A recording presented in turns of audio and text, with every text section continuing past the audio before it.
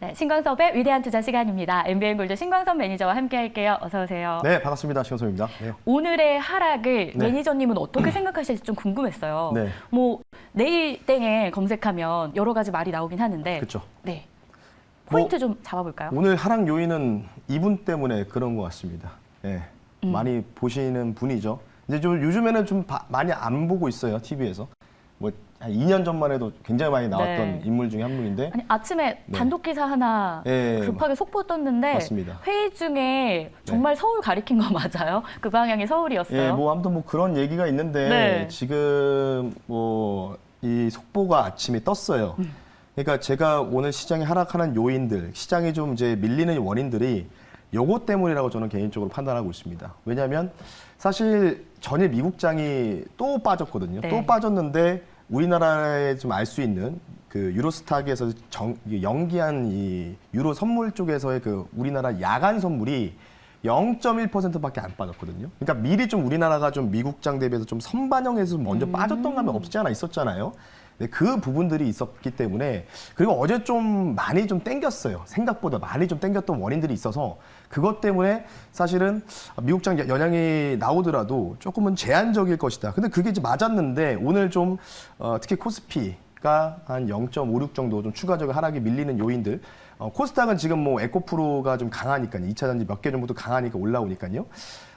지정학적 리스크죠. 결국은 지정학적 리스크. 뭐 전쟁 준비를 더 공세적으로 뭐 해야 된다라고 하면서 지금 뭐 아시다시피 뭐 인민참모부의 그 총장을 뭐 전격적으로 교체했다. 뭐 이런 식으로 얘기 나오면서 강경파로 또 교체를 했거든요. 그런 부분들이 사실 우리나라 증시를 좀 주요하게 작용할 수 있는 원인이다. 이렇게 말씀드리고 싶고요. 지금 왜 그러냐면 달러가 지금 1,418원입니다. 네. 달러가 1,418원. 제가 10원대 넘어가면 안 된다고 했는데 지금 넘어갔잖아요. 근데 미 달러 지수는 102에서 왔다 갔다 하거든요. 그러면은 연기했을 때 우리나라 달러는 많이 올라가봤자 지금 1,300원 한 1,300원에서 왔다 갔다 해야 되는데 18원을 더 올라갔다. 그런 얘기는 뭐냐면 결국은 이 지정학적 리스크가 굉장히 좀 영향을 많이 받았다. 그래서 이 리스크가 아마 뭐 조금 뭐 길게 가지는 않을 것 같아요. 뭐 내일 정도까지는 좀 이 리스크가 좀 유지될 가능성이 있다. 그러니까 쉽게 얘기해서 뭐냐면 지수가 올라가고 싶어도 뭔가 억누르는 그런 모습들을 좀 보일 것이다. 뭐 이 정도로 좀 말씀드리고, 이게 뭐 증시를 뭔가 막 급락으로 갈 수 있는 뭔가 추가적인 악재가 나오지 않으면 그것은 좀 힘들 것이다. 이렇게 좀 말씀드리고 싶고요. 이제 오늘 밤에 저녁 9시 30분에 CPI가 발표가 됩니다. 네. 근데 다들 그 뭐랄까요? 뭐 매체라든지 별로 관심이 없더라고요. 관심이 없습니다. 그냥. 예. 지금 분위기에 관심이 없어요. 뭐 전반적인 뭐 유튜버들도 CPI 그냥 그럴 거다. 뭐 기저효과 네. 때문에 많이 떨어졌기 때문에 뭐 저도 마찬가지로 이제 소폭 상회 가능성을 좀 보고 있는데 일단은 우리가 힌트를 좀 봐야 되겠죠. 제가 항상 말씀드리는 이제 클리블랜드 이 주에 7월 31일자 기준. 그러니까 8월달 CPI는 7월달 거예요, 여러분들. 7월달 그쵸. 거기 때문에 이게 이제 8월 초에 나온 거거든요. 보시면 맨 아래에 있는 변이 지금 3.42 지난번 나왔잖아요. 그때 이제 이렇게 좀 빠졌었거든요. 그래서 CPI가 3.0이 나왔어요. 우리 그 미국이 헤드라인 3.0 나오고, 그 다음에 여기 8월이잖아요. 이게 이제 7월 종가 기준 분이라고 보시면 될 것 같아요. 근데 지금 보시면 올라갔죠. 0.6 정도가 올라갔습니다. 그리고 코어 CPI가 그나마 다행인 거는 좀 줄었다. 근데 지금 뭐 아시다시피 뭐 지금 연준에서 계속 보는 게 헤드라인보다는 그냥 뭔가 코어 CPI 관련된 부분들을 굉장히 좀 주목하자라고 얘기하고 있잖아요. 주거비부터 시작해가지고. 그래서 어쨌든 간에 약간은 좀 뒤틀림은 나오겠지만 헤드라인은 좀 소폭적으로 상승할 가능성이 있다. 지난달에 3.0이었잖아요. 그래서 대략적으로 한 3.2, 3.3, 뭐 이 정도로 추산할 수가 있을 것 같습니다. 대부분의 이런 글로벌 IB 투자 은행들이 대부분 이렇게 바라보고 있다. 헤드라인을. 그래서 지금 이거가 이제 어느 정도 제가 판단했을 때는 월가 트레이더 그 사람들이 이번 주까지 휴가거든요. 네. 다음 주에 거의 다 복귀를 해요.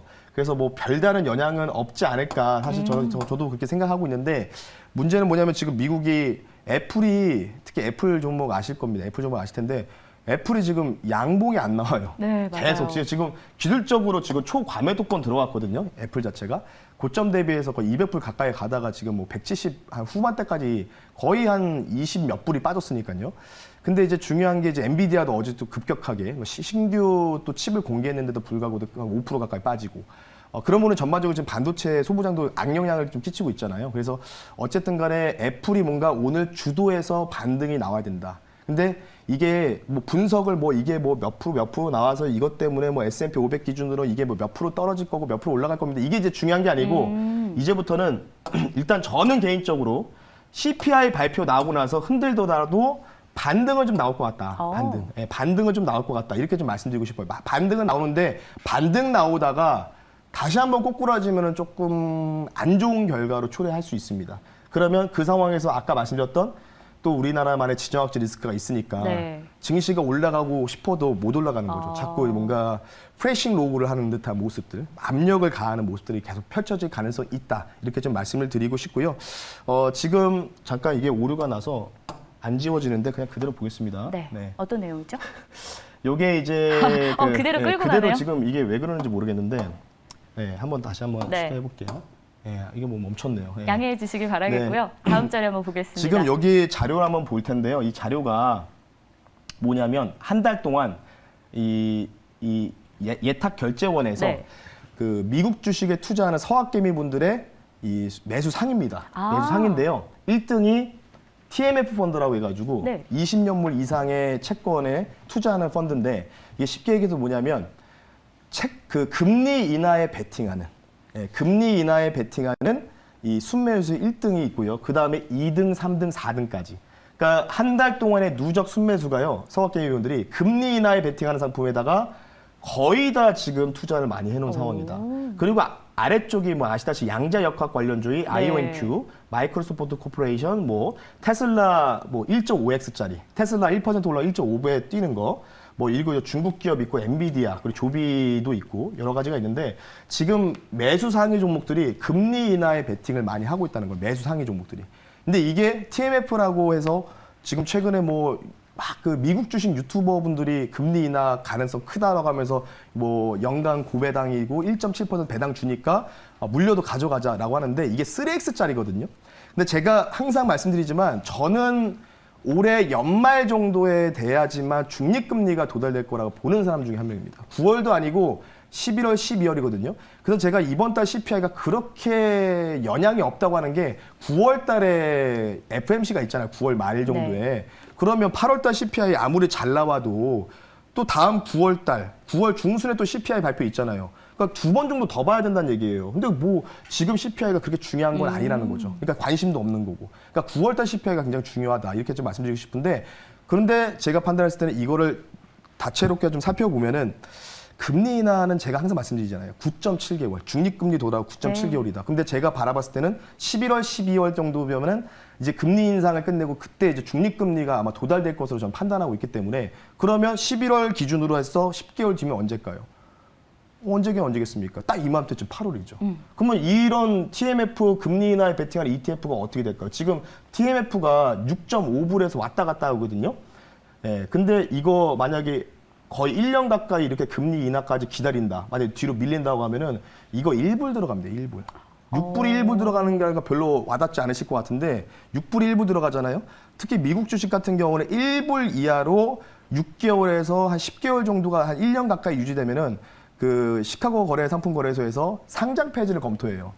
우리나라랑 좀 달라요. 가격이 많이 밀렸으면 그러니까 센트로 표시되면은 상장 폐지라는 액면보험 이런 게 나오거든요. 그러니까 우리나라는 뭐 5년 연속 적자 기업 뭐 이런 거 하잖아요. 근데 미국 주식들은 1불 이하로 떨어지면 그때부터 감시 대상이 됩니다. 어떤 종목이든 간에. 그게 왜 그러냐면 그만큼 매력이 없으니까 사람들이 다 던지는 거예요. 이게 주가에 반영이 되는 거겠죠. 그래서 이거 자칫 잘못하다가 만약에 제 예상대로 금리 인하, 특히 이제 지금 최근에 이거 베팅하신 분들 많은 것 같은데 조금은 조심할 필요가 있을 것 같아요.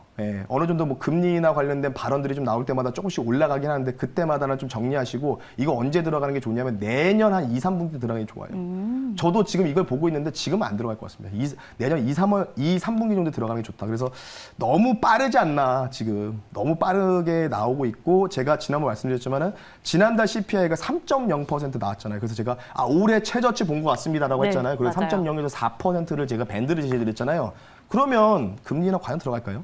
나오기 쉽지 않다는 거죠. 예. 내년 한 여름 정도를 봐야 되지 않을까 이렇게 생각이 들기 때문에 조금은 이 채권 이쪽 채권 진짜 어렵습니다. 여러분들 채권 진짜 어렵기 때문에 이거 함부로 하시면 안 된다. 특히 3X짜리는 시간가치 프리미엄이 좀 위험하다. 이렇게 좀 말씀드리면서 마무리 좀 하겠습니다. 좋습니다.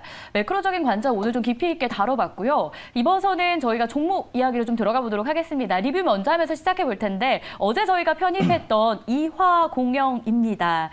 웨이저님 이 종목은요. 네. 오늘 한 5.6% 현재 기준이에요. 네, 맞아요. 네, 4,180원 선 지나가고 있습니다. 리뷰 좀 해주실까요?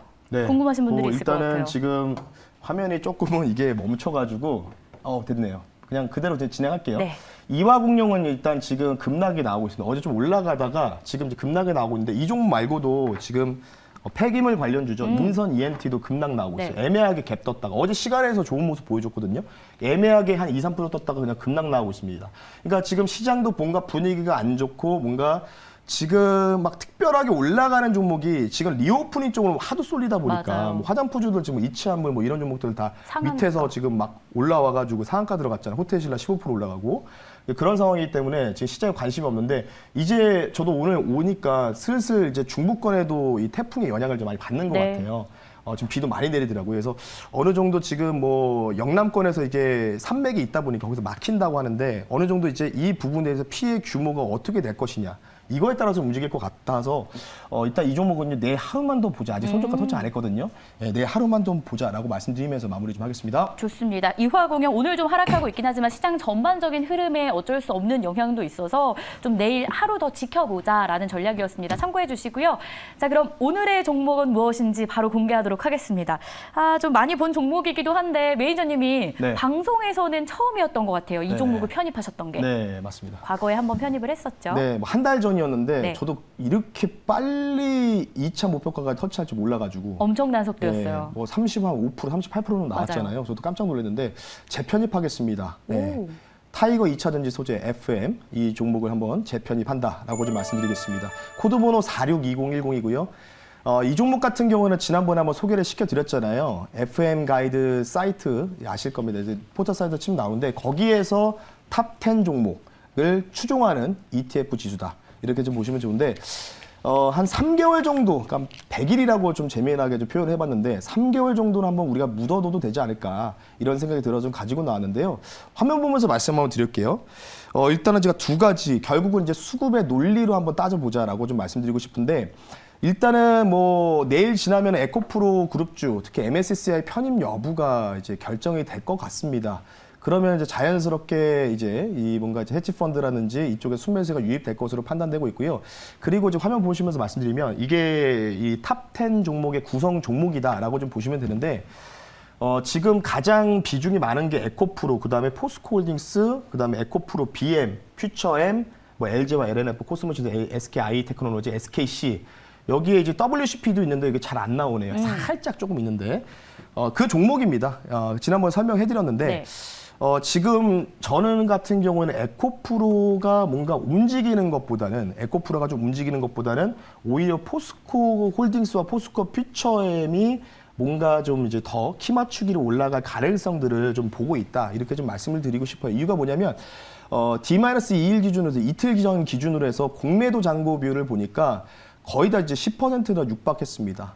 포스코 퓨처엠이 10% 넘었고 포스코 홀딩스는 9%대를 유지를 하고 있는데 지금 이제 주가 하락에 조금 이제 뭔가 압력이 좀 받고 있잖아요. 반등이 나올 때마다. 에코프로는 그나마 조금 반등 나올 때 툭툭툭 튀는 모습 나오고 있고 따라서 이제 공매도 비중이 좀 증가하는 부분들이 좀 수급의 논리로 봤을 때 통상 지금 과거를 포스코 그룹주도 보니까 10에서 한 13% 정도, 최대 13% 공매도 비중 나오면 뭔가 이게 뉴스, 뭐 캐파 증설 뉴스 나오면 쇼스퀴즈가 네. 발생을 해요. 그래서 그 부분도 인해서 오히려 에코프로보다는 이제 아마 2, 3개월 정도. 물론 에코프로는 제가 이제 8월 18일 날 이동태 전 회장의 대법원 판결이 있어서 이게 에코프로 머티리얼즈 상장이 좀 연기됐던 부분들이 있다고 했잖아요. 그에 대한 부담감으로 좀 박스권일 텐지만 그거를 뭔가 채워줄 수 있는 역할을 포스코 그룹주에서 우리가 좀 기대해 보지 않을까 싶기 때문에 만약 이 정도면은 공매도 잔고가 아마 뭐 금요일이나 월요일에 확인하면 한 12%, 뭐 이 정도까지 증가하면은 여기서 뭔가 뉴스 플로우가 나오면은 뭐 쇼스퀴즈 발생하면서 반등이 나올 때 같이 좀 튈 가능성이 있지 않을까 이렇게 생각하고 있습니다. 왜냐하면 비중이 에코프로 다음에 합치면은 거의 3분의 1 정도 되잖아요. 네. 30% 되잖아요. 그래서 그 부분들을 따져보자라고 말씀드리고 싶고요. 가격 전략을요, 제가 이제 쓸 수가 없어서 말씀드리겠습니다. 제가 지난번에 이제 요때 말씀을 드렸었어요. 요때 이제 요 구간에서 말씀을 드리고 이게 저도 일주일 만에 이렇게 올라갔잖아요. 네. 그래서 저도 좀 놀랬다. 그래서 이거 너무 이렇게 빨리 올라가는 거 저도 좀 무섭긴 하네요라고 말씀드렸잖아요. 그리고 이제 이날 이제 목표가 2차 목표가 터치를 하고 나자마자 갑자기 점심시간 때 막 코스닥 마이너스 5% 그쵸. 가고 막 그랬었잖아요. 지금 이제 적당하게 이제 가격 조정과 기간 조정이 나왔다가 좀 볼 수 있을 것 같기 때문에 한 조금 뭐 포스코 그룹주들의 뭐 쇼스퀴즈 한번 우리가 기대해 볼 만한 차원에서요. 목표 가격을요. 이전에 정고점 근처까지 한번 보겠습니다. 15,500원 선 말씀 한번 드려볼 수 있도록 하겠고요. 손절 가격은 9,800원 선 말씀드릴 테니까 제가 지금 요거를 써드려야 되는데 이 칠판이 좀 고장 나가지고 좀 죄송합니다. 그래서 자막 나가고 있으니까 네. 참고하시면 좋을 것 같습니다. 네. 좋습니다. 아래 자막 참고해 주시길 바라겠고요. 저희가 오늘 공략한 종목이었습니다. 타이거 2차 전지 소재 FN이었는데 저도 궁금증이 있었잖아요. 2차 전지주가 너무 많이 올라가고 있는데 이제라도 탑승하고 싶은 사람들은 뭘 살까요? 네. 했을 때 이 종목. 그러면서 처음에 소개를 좀 해주셨던 기억이 네, 나요. 그쵸. 그래서 30% 넘는 수익을 단기간에 확인을 했고 오늘 저희가 다시 한번 재편입을 합니다. 가격 전략 15,500원, 손절 라인 9,800원이었습니다. 기억해 보시길 바라고요. 자, 오늘은 무료 방송 소식은 아쉽지만 없고요. 밴드 들어가 보시면 좋을 것 같아요. 그죠? 네, 오늘은 이제 녹색 밴드, 네이버 밴드에다 여러분들 MBN고도 신광석 검색하시면 뭐 CPI 아까 밴드 관련된 자료들 좀 올려드렸으니까요. 또 추가적으로 또 저녁에도 올려드릴 겁니다. 관련된 부분들 무료이기 때문에 뭐 마음 편하게 보시라고 이따 저녁에도 코멘트 하나 남겨드릴 테니까요. 참고하시면 좋을 것 같습니다. 네, 좋습니다. 신광섭의 위대한 투자 오늘 여기서 마무리하고 내일 이 시간에 다시 찾아올게요. 수고하셨습니다. 네, 감사합니다.